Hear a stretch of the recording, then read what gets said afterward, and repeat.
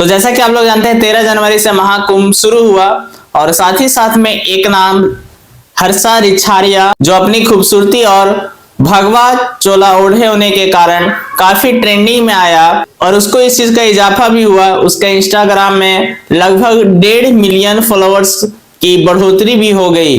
लेकिन कुछ ही समय बाद में लोगों के द्वारा उसको ट्रोल किया जाने लगा और ट्रोल किए जाने का मुख्य कारण क्या था कि लोग जब उसके पुराने वीडियो देखना शुरू किए जो वेस्टर्न कल्चर को फॉलो करता था, तो इस चीज को लेकर लोग उसका विरोध करने लगे, उसको ट्रोल करने लगे।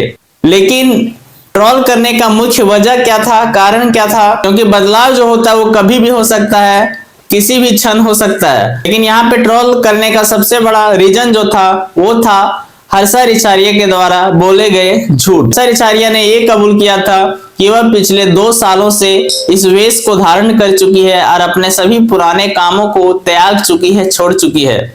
लेकिन उसके जो पुराने वीडियो जो थे वे महज ज्यादा से ज्यादा 6 महीने पुराने वीडियो थे। इस चीज को जब लोग धर्म से जोड़ कर देखे तब उसका ट्रोलिंग शुरू हो गया और बाद में वहां के साधुओं के द्वारा भी प्रतिक्रिया दी गई। अब हर्षा रिछारिया जो है पहले तो वहां 1 महीने तक रहने का प्लान करके गई थी, लेकिन हुआ कुछ उसके साथ इस तरह से जो अब महज 3 से 4 दिनों के बाद ही उसे वापस जाना पड़ रहा है।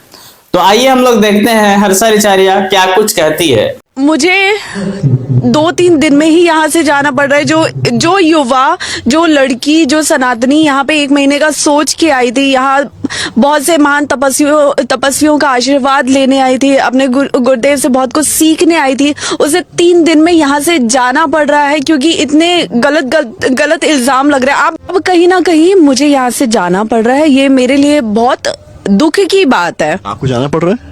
जी, ये इसका सबसे बड़ा श्रेय मैं देना चाहूंगी हमारे आनंद स्वरूप जी को, जिनकी वजह से मुझे यहाँ से जाना पड़ रहा है। मैं 1 महीने के लिए आई थी इस भव्य महाकुंभ में और जिस तरह के इल्जाम उन्होंने लगाए हैं, जिस तरह की बयान उन्होंने दिए हैं गुरुदेव के अगेंस्ट, मेरे अगेंस्ट, मैं तो अपने लिए फिर भी झेल लूं, मुझे कोई फर्क नहीं पड़ रहा। आपको जो बोलना है बोलो, लेकिन आपने एक युवा पीढ़ी को हर्ट किया है, बहुत ज्यादा बदनामी भी दी है, बहुत कुछ बोला है और उसके साथ साथ आपने मेरे साथ, मेरे परम पूज्य गुरुदेव को जो इस सब में उनका नाम खराब किया है, उनकी मान प्रतिष्ठा पे सवाल उठाए, उन्हें बहुत कुछ बोला है। ये बेहद शर्मनाक है और मैं खुद में एक बहुत अपमानित फील कर रही हूँ। मैं अपने गुरुदेव से नजरें मिलाने लायक नहीं रही। आशा, आप संभालिए अपने आप को, मैं आपकी आंखों में आंसू भी देख सकता हूँ, पर क्या कुछ आप सोच रही हैं, क्या कहा गया, आप सब कहाँ जाने की सोच रही हैं?